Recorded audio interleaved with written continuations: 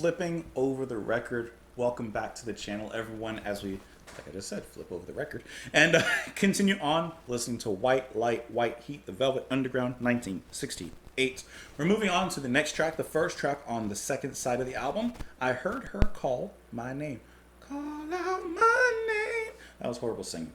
Anyways, hope that you guys have enjoyed listening to the album so far with me. Let's go ahead and let this one run. And then what's really interesting is that the final track on the album, 17-minute Sister Ray. I'm just saying. That sounds like that's an epic. Anyways, let's let this track run. We'll talk about it after. Let's go. Right back into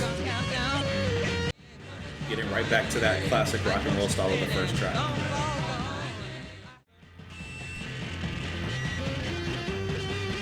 It's so wonky. It's just wonked out.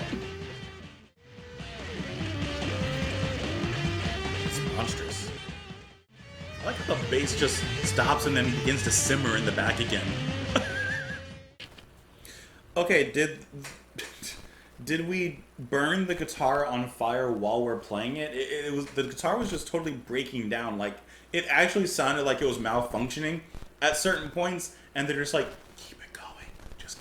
and he's just like, I don't know, it sounds like it's messing up. And they're like, keep it going. Okay.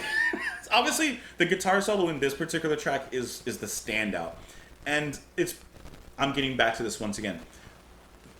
This album, probably, but especially this guitar solo, if people got this far on the album, when this album was released originally, 1968, I feel like if you got to that track, the kids are like, whoa, this is awesome.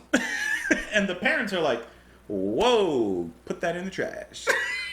Because that just, even now, it sounds so alienating. It sounds so out of its era.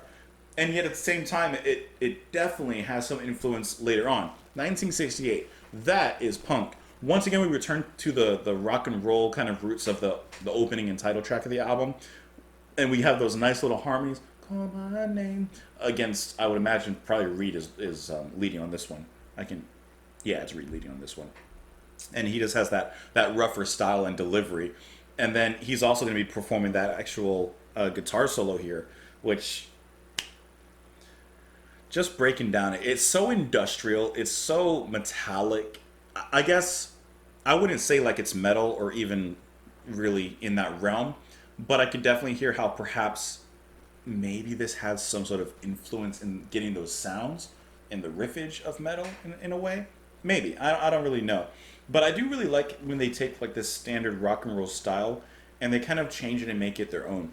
Kind of like how the Doors have done that with blues. They took a style of blues and kind of drenched it in whiskey and turned into some psychedelic kind of fun. Like, they had a certain genre that they took apart and made their own. I'm kind of getting a similar feel with the Velvet Underground, at least from this album.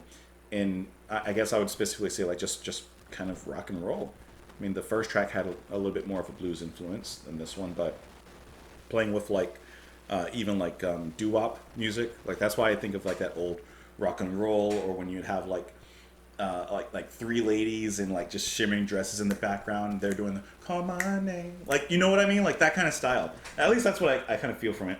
Now I am curious, when he kind of screeches and gets into that parts of the guitar solo, how is he doing that? Because I see here that it says this particular song, it is a particularly loud, brash, and aggressive song that features a pair of atonal guitar solos performed by Reed and repeated use of high-pitched feedback. So once again, I'm not a guitarist. I know nothing about that. I know this may not be like a question or an answer you want, and I'm sure it's a mistake in some ways, but how does he get that loud feedback noise, like that screeching? Like, I'm sure that for most solos and guitar playing, that's probably a mistake.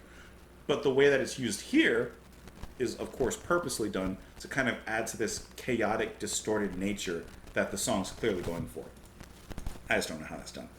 The lyrics. Here she comes now, she's gone, gone, gone. Ready, ready, ready. Got my eyes wide open. Ever since I was on Cripple Monday, got my eyeballs on my knees, all baby walking. I rapped for hours with Mad Mary Williams. She said she never understood a word from me because I know that she cares about me. I heard her call my name. And I know that she's long dead and gone. Still, it ain't the same. But when I wake up in this morning, mama, I heard her call my name. I know she's long dead, gone, and far. I heard her call my name, and then I felt my mind split open. Which, can I tell you, that mind split open thing makes me think of poor old Waldo. And then the lyrics actually just repeats from there forward. So, could this be dealing with loss? He says, I know that she's long gone, but I heard her call my name. Could this be dealing with loss? Perhaps the frenzied nature of grief, hence the guitar solo? I don't know. Let's look at it. Actually, I don't see anything necessarily about that. Here, it does say, however, in an interview, Sterling Morrison said, I quit the group for a couple of days because I thought they chose the wrong mix for this track. One of our best songs that was completely ruined in the studio. So he was not a fan of the mix on this one. By the way, Maureen Tucker on the percussion.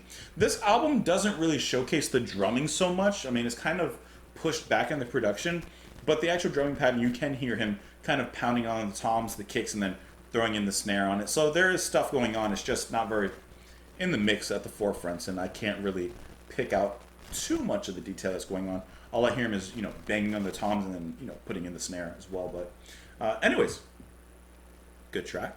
We're about to move on into the Sister Ray 17-minute epic and closer for this specific album. Hope that you guys have enjoyed listening to it alongside with me. Hope you've enjoyed the music, maybe me talking about it, maybe some aspect of it, or maybe it's a learning experience for you, as it is for myself. But anyways, let me know your thoughts down below in the comments. You can follow me on Twitter, support the channel on Patreon. Thank you for being here. Have a wonderful rest of your day, and I will see you all later. Bye.